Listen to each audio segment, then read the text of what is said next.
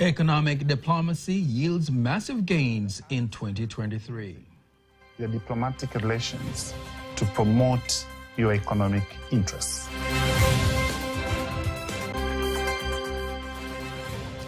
Trio appear in court over drugs haul.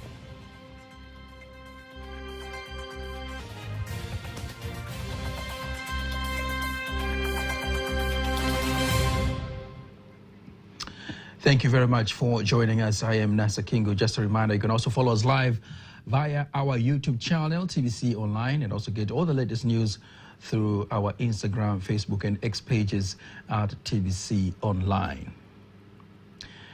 Given the economic and social-political shift that has occurred in the domestic and international scene, the United Republic of Tanzania adopted a foreign policy focusing on economic diplomacy to secure the core national interest as a sovereign state.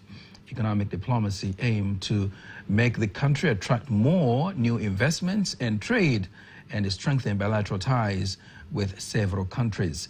To understand how the country has reaped the benefits of economic diplomacy in the year 2023, I earlier spoke with the Director of Economic Diplomacy, Minister of Foreign Affairs and East African Cooperation, Ambassador John Ulanga. And here he starts by explaining the national interests that the nation has secured after adopting foreign policy focusing on economic diplomacy. It is the art of using your diplomatic relations to promote your economic interests or economic objectives. And this has been slightly a shift because in the past, diplomacy, especially in the past history of Africa and Tanzania specifically, diplomacy was more prioritized to address political issues. So, for example, when we opened our High Commission in Nigeria in the 70s, the priority was to foster collaboration with Nigeria to address African liberation. But now our presence there to say what more can we do to address our economic priorities. So for 2023, when you talk about economic diplomacy in Tanzania, our priorities and the successes have been around accessing more markets, so ability to export more, attracting investment, ability to attract new capital into the country, attracting tourists, ability to attract people to visit our country because we get economic benefits for them, ability to access job opportunities for our people because when they go out there, they work, they're able to transmit resources back to the country. So briefly speaking, also we should also talk about getting more aid or grant, which will also help us to address either infrastructure or other type. So briefly, I could say those are some of the highlights or the priorities or the achievements of 2023. How much has economic diplomacy helped the country, developing country like Tanzania, to be more economically independent? First, maybe let me challenge you. I don't think there is a country in the world that can claim to be economically independent. What we do and what economic diplomacy does is to ensure that countries are becoming interdependent in a way that is mutually beneficial. You go to the US, you go to Europe, you go elsewhere. We are creating economic interdependence. That means I give you what you want, you give me what I want. So economic diplomacy has at the core to create those mutual relationships that are helping to create economic interdependence that will benefit each country. So for us, for example, when you go to India, we are saying, we know what do you want from us. For example, they want to import agricultural products from Tanzania. We also want investments from India. So that type of economic interdependence is what economic diplomacy is fostering. And we have been very successful creating relationships that have helped us to export more, creating relationships that have helped us to attract investments that produce jobs, that produce tax revenue, that produce products that can also be exported. Yeah. To make things mutually beneficial, that you give me what I want and I give you what you want, you need good negotiation skills. Absolutely. Now, on the area of the economic diplomacy and the introduction of the whole department in the Ministry of Foreign Affairs. How has it helped to make Tanzania better at making negotiations that will be beneficial to Tanzania and Tanzanians? First, of course, negotiation is a skill, or it's also an art, but also it also means how much weight are we putting into participation in international events.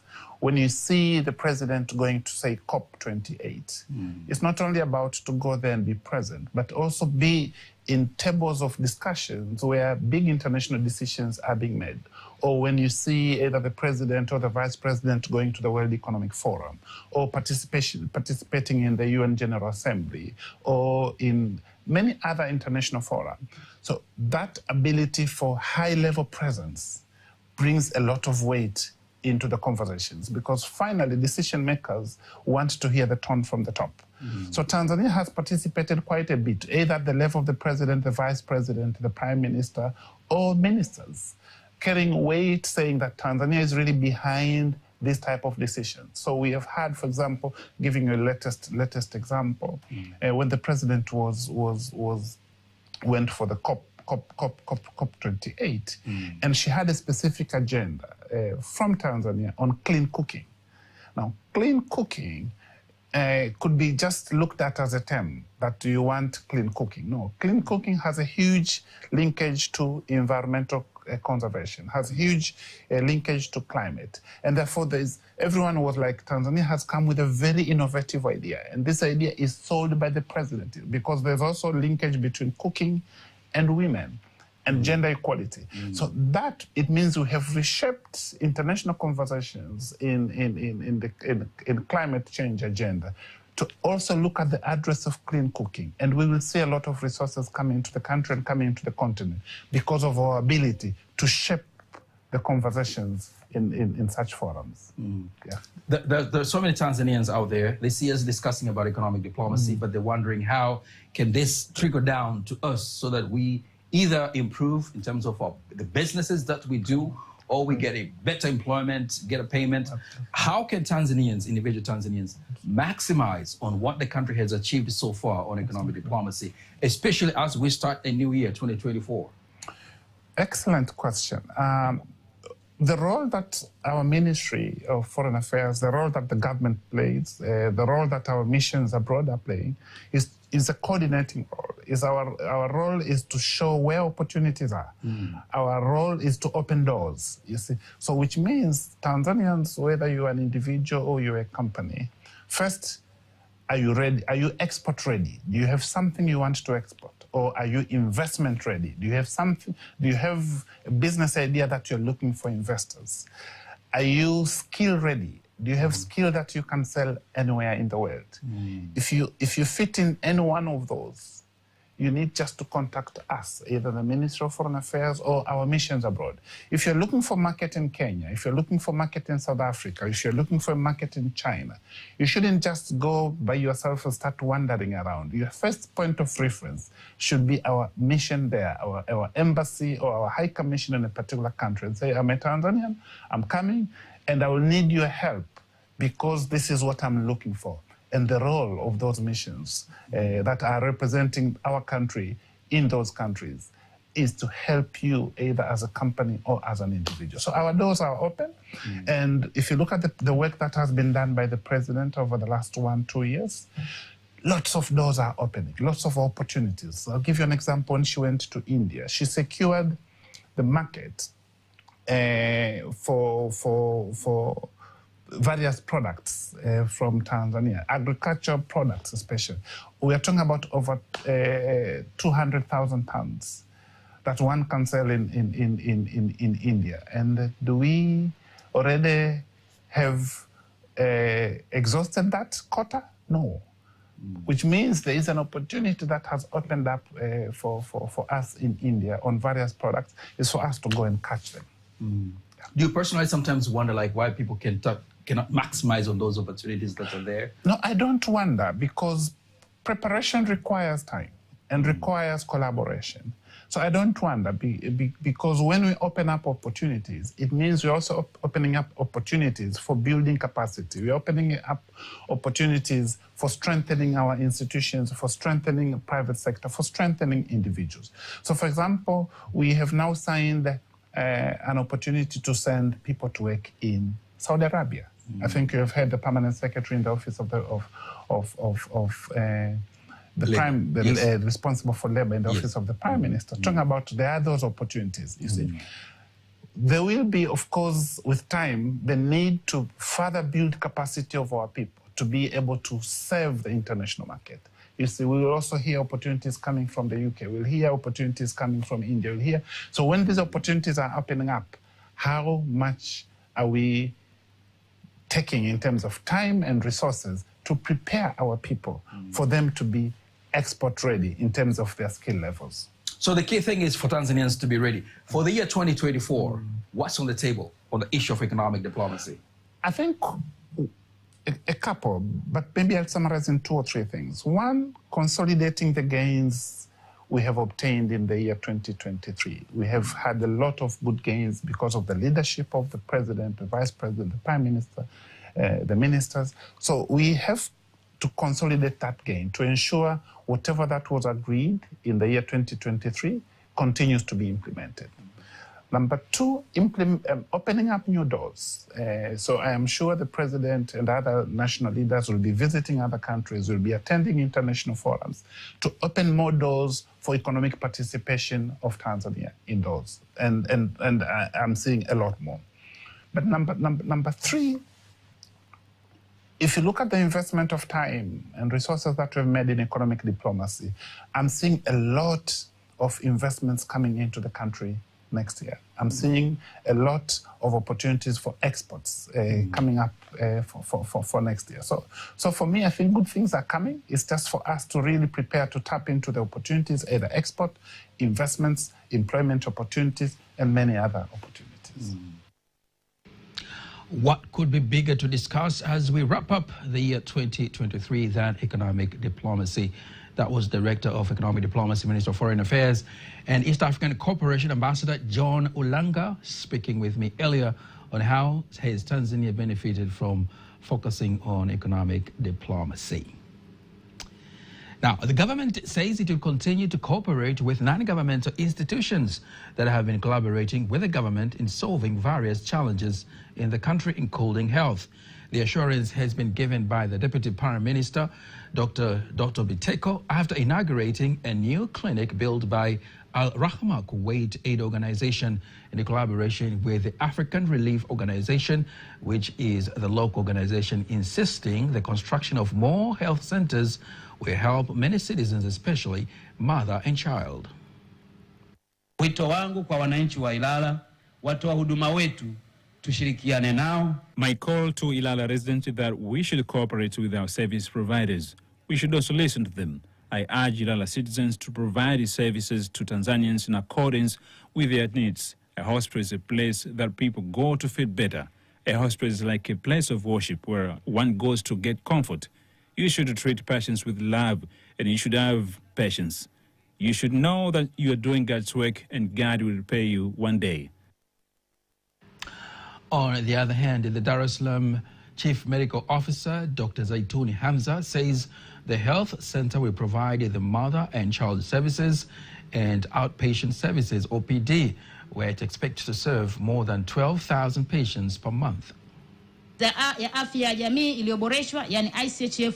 have covered the improved health insurance named ICHF to Ilala 3,287 citizens, whereby 1,380 were men and 1,987 were women.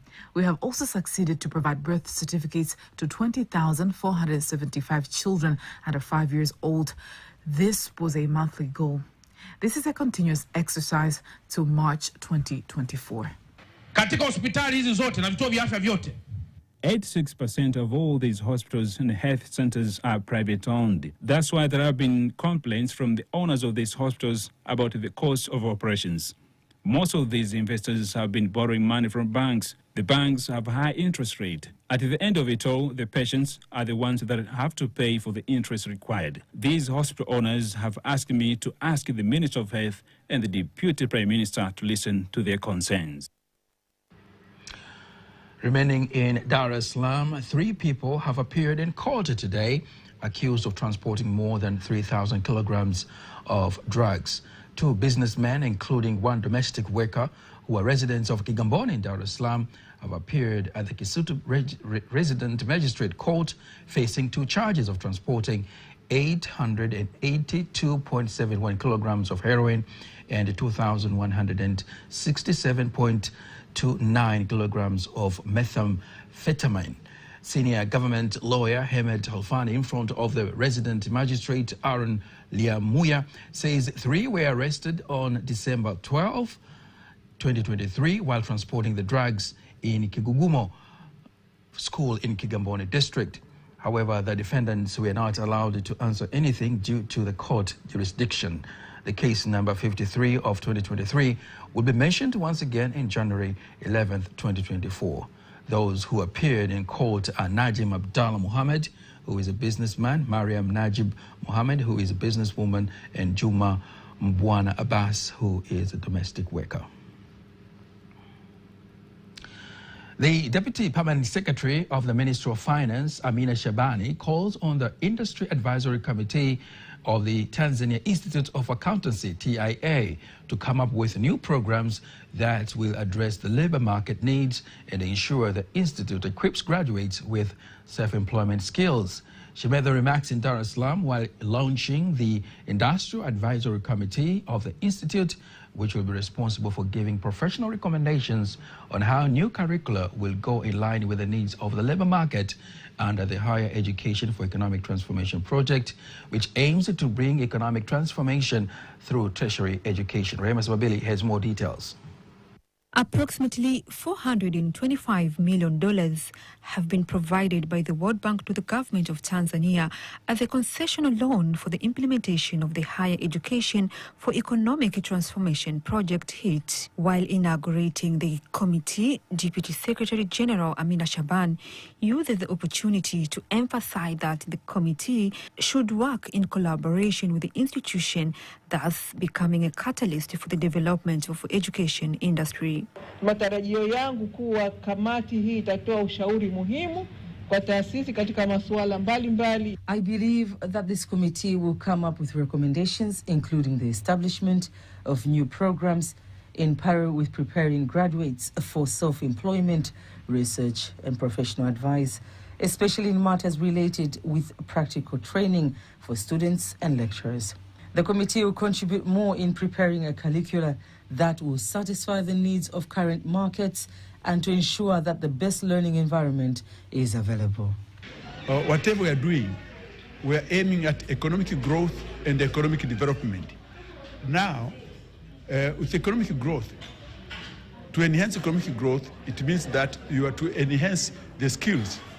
That's one will be increasing the growth. And also, according with the economic growth, with development, what we are saying that with the economic growth, which is now higher, then it will spill over to other sectors. Then you have to get economic development. That's where there will be there will be an advantage of making sure that more people with competent human resources, with more growth, more wealth in terms of production of goods and services, of qualitative, then will help more people. We are authentic. That's why we can, that is the economic development. On the other hand, the Chief Executive Officer of the Tanzania Institute of Accounting, Professor William Palangio, said that through the project, approximately $11 million have been allocated to the institute, which will be used for the implementation of the project in the areas of the construction of academic buildings at the Singida campus, internationally benchmark and industry-aligned curriculum development and review, placement programs with the private sector, state-of-art ICT, and online learning and pedagogy. These experts will enable us to review our curriculum to capture what the market wants. For years we have been training, but there's a number of changes which are happening in the field, in different fields. And therefore, we are intending to use this opportunity to train our students to reflect what is happening in the market. For instance, we have students who are graduating in accountancy and finance.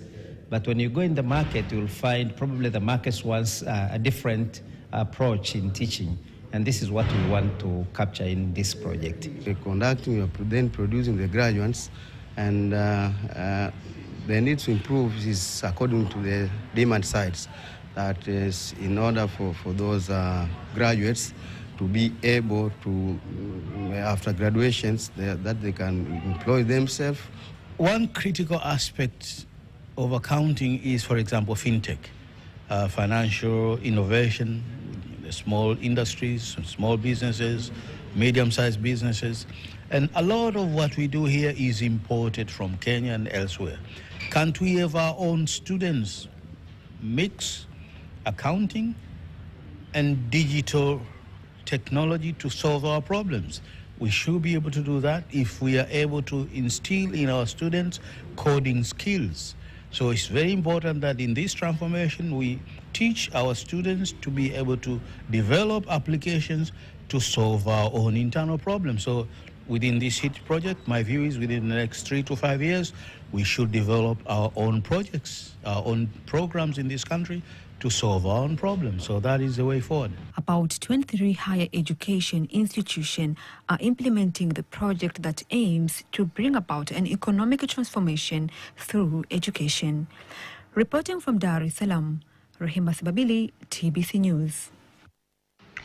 Thank you very much, Rehema Sababili, for that wonderful report.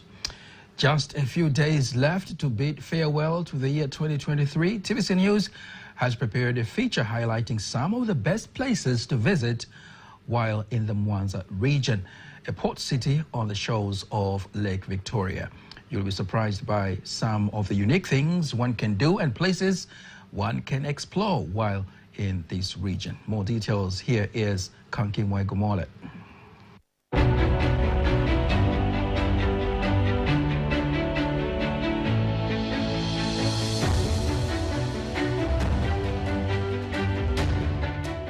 Welcome to Mwanza, famously known as the Rock City, an area rich in history and natural beauty, located along the shores of Lake Victoria.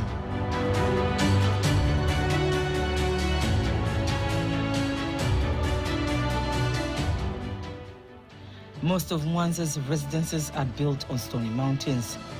These granite rocks sit in the waters of Lake Victoria and are iconic for Mwanza. Lake Victoria is the heart of Mwanza, as Lake Victoria has a great contribution to the communities here.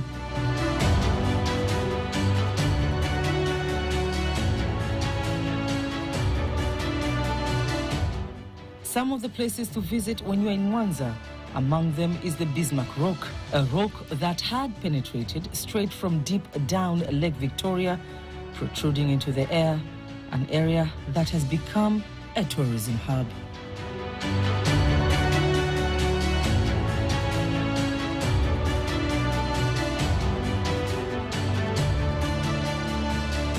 The fish corner symbolizes the economic activities of the fishermen here. This is a must-see where a fountain of fish showers water. This statue represents the importance of fishing in the economy and tourism in Mwanza region.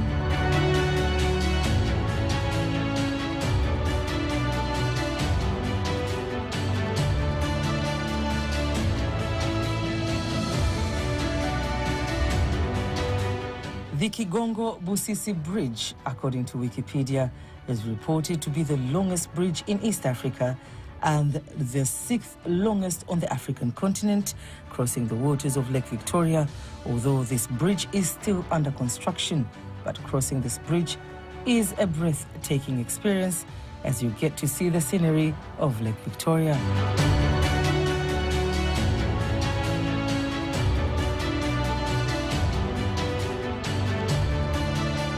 And for the lovers of wild animals, the Saanane Island is a place for you. Saanane Island, the smallest national park in East Africa, lying in the Gulf of Lake Victoria. The park is home for mammals, like the clawless otters, the zebras, just to mention a few.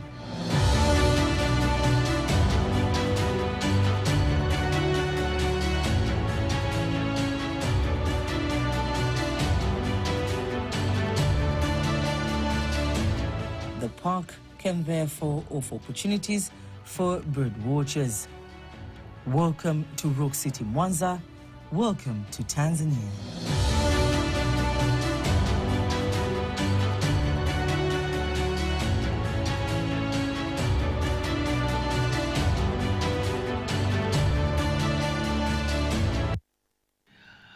One amongst many reasons why everyone should visit Tanzania. Thank you very much, Kanki Mwagumole. Now, before we wind up with the local news tonight, let us now have a look at today's exchange rates according to the Bank of Tanzania, BOT.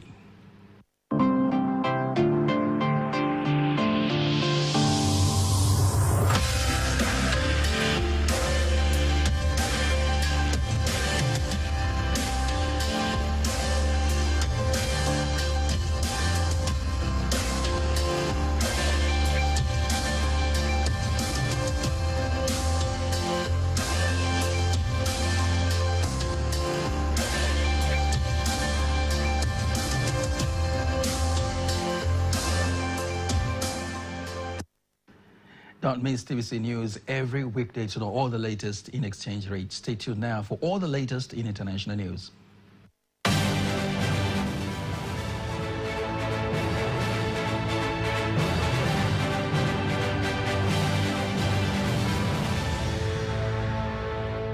And here is international news that's compiled by Ramadan Mpenda and read by Faithan Gaga. The Zambian Ministry of Health has announced that they are stepping up their health campaign to combat cholera, a disease that has been on the rise since October and has already claimed the lives of nearly 800 people in Zambia this year.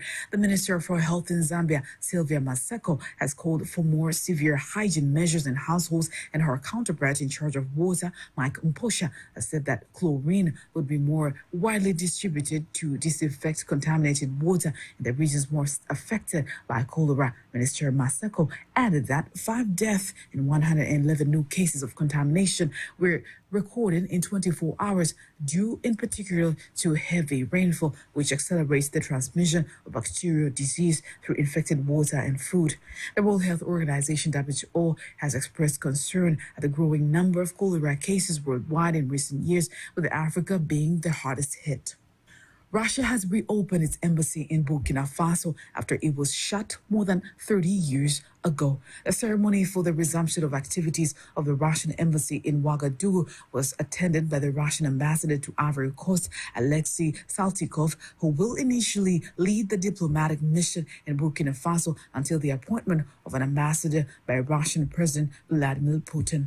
Alexei Saltykov added that Russia will continue to assist Burkina Faso for the training of specialists, national, civil, and military executives, and hoping that Burkinabe partners will gradually expand the ranges of products purchased from Russia, including agricultural machinery, mineral fertilizers, as well as equipment for the mining industry. Burkina Faso was a close ally of former colonial power France, but has pivoted towards Russia since the military seized power in a coup in 2022. The United Nations has warned that it is becoming increasingly difficult to get urgently needed aid into Gaza. The UN's humanitarian aid chief, Martin Griffiths, on Friday has called out the impossible situation facing people in Gaza and those trying to help them. As the humanitarian situation on the ground worsens and dozens more civilians are reported killed in Israeli attacks, Griffiths listed 14 obstructions to getting humanitarian relief into the area, including constant bombardments and aid convoys coming under fire, 3 layers of inspections before an aid truck can enter the Palestinian territory, a constant list of rejected items, and aid workers themselves being killed and displaced by the war. The difficulty in getting humanitarian relief into Gaza comes despite the United Nations Security Council passing a resolution last week to boost aid. That was international news. Sports news up next.